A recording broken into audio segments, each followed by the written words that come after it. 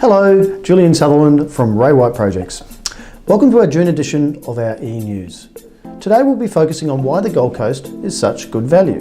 Firstly, it's important to understand where we are on the property clock.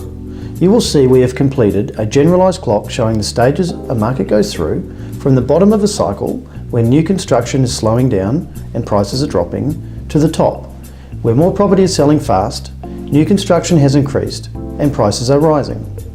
Once rental returns start to fall, this is usually a sign that the market peak has passed.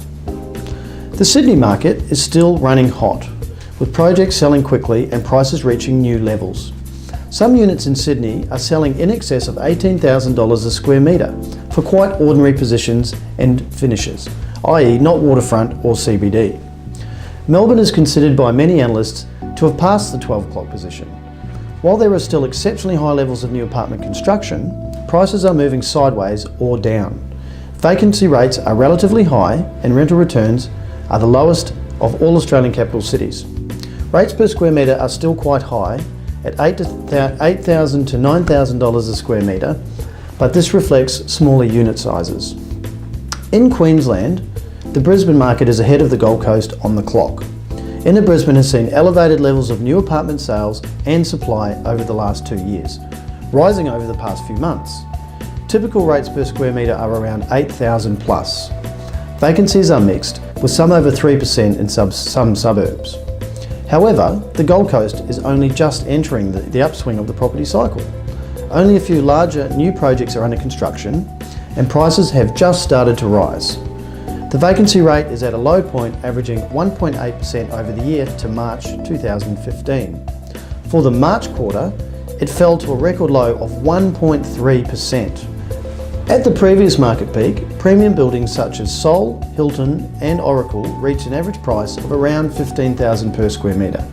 This fell during the GFC, particularly once receivers came in. So far this cycle, typical Gold Coast prices have ranged around $3,900 to $5,000 a square metre. The larger projects opposite the Broadwater at Southport and near the beach and surfers are priced in the $7,000 to $8,000 range per square metre. What is responsible for the Gold Coast's lower prices? It is partly a result of unit sizes, which are still relatively large, reflecting a lifestyle destination.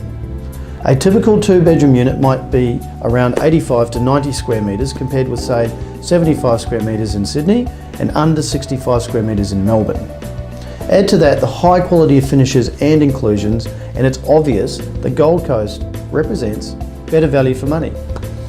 Over the next few years, more projects will start on the Gold Coast. The number of sales will increase and prices will rise. They say timing is everything in property. Getting into the market at the beginning of a rising cycle is an astute move.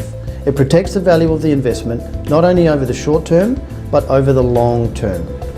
Thank you for joining me, and I hope to see you again next month. Thank you.